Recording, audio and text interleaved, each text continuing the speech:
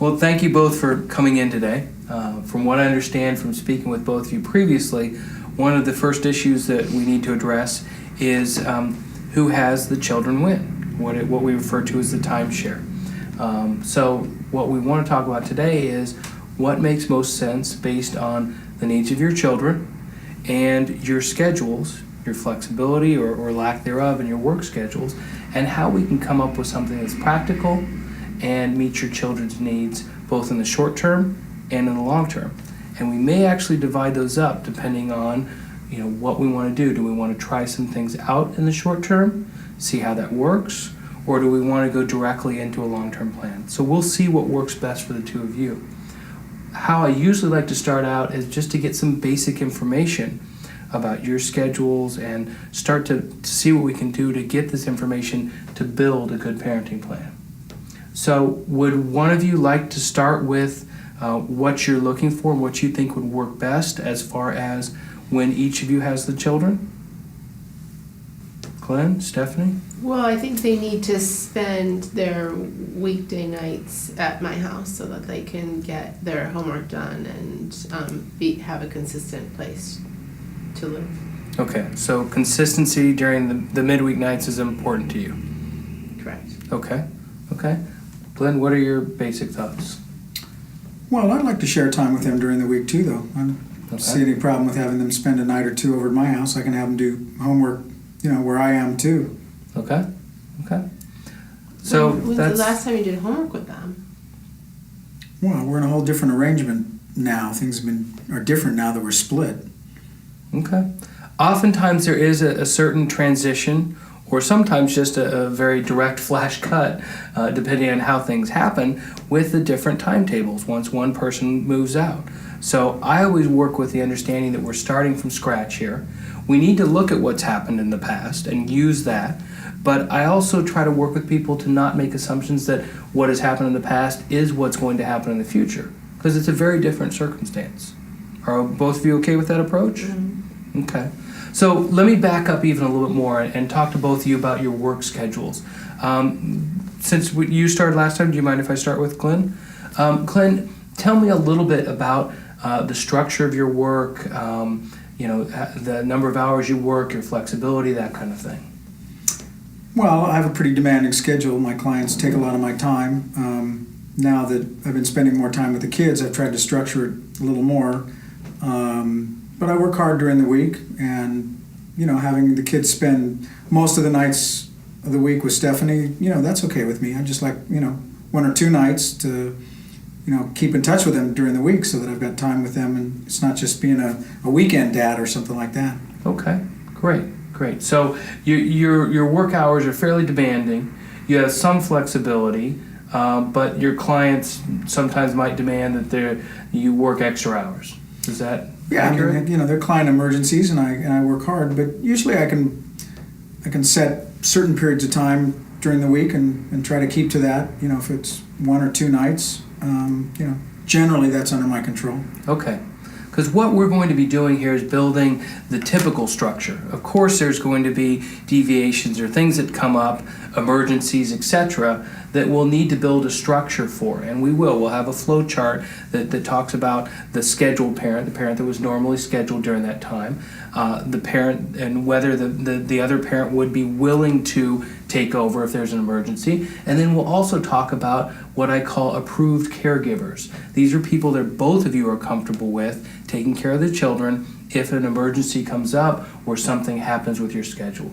So we'll work through that process. But what we're looking at right now is how do we come up with the typical timeshare arrangement, who has the children when, and what I'm hearing from you is that you're fine with Stephanie having the children the majority of the weeknights, but you'd like to be able to break up that time period a little bit so that you had some interaction with the children a night or 2 during the week. That's right. Okay, great. Stephanie, what you can respond in 1 of 2 ways. You can just tell me originally what your thoughts were, which I think you went over a little bit before, or you can respond to what Glenn is saying. What are your thoughts on maybe having the children 1 or 2 nights a week? What nights were you thinking about? Well, I was necessarily thinking about any particular nights. I have to look at my schedule. I mean, if you could be flexible from week to week, that's probably the easiest for me because I can't always plan a rigid schedule from week to week. Let me just throw something out here because, again, I started this off by saying what we want to do is look at what's practical for the two of you, but we also want to integrate the needs of the children. And while that might be practical for you, my concern there is that consistency for the children can be very helpful. So it might be helpful if we, and I don't know if these are going to be the nights, but Tuesday, Thursday nights they were with you, or maybe it's back-to-back nights, so there's not as many transitions. But it is better. Okay. So you think we should minimize the transitions, which is well, I think it should be the same days every week because otherwise, if they want to do like something after school, then I can't sign them up because I don't know if you're going to be wanting to take them or not. Generally, the studies have shown that more consistency is better for the children. They understand, okay, Monday, Tuesday, I'm at Dad's house. Wednesday, Thursday, Friday, I'm at Mom's, or whatever it's going to be. But the minimizing the transitions back and forth is generally better, and having as much consistency week to week is better. Do you think that's something you can make work with your schedule? Yeah, that's fine. Okay. I mean, partly depends on the kids' schedules too, because I know they've got after-school activities now, and we probably should take a look at that and make sure that I can pick them up during the nights that I'm going to have them. Now, are there certain activities that either of you are involved in? That you're coaches for activities, or you're very involved in certain activities for either of the children? Well, I haven't been up until now, but now that I want to get more active with them, since we're not a cohesive family unit anymore, I'd like to take a look at that. Maybe become more involved in their sports activities. That at least interests me more than some of the other stuff that they're doing. Okay, so you might, going forward, become more involved, and that gets us back to having some flexibility in the parenting plan.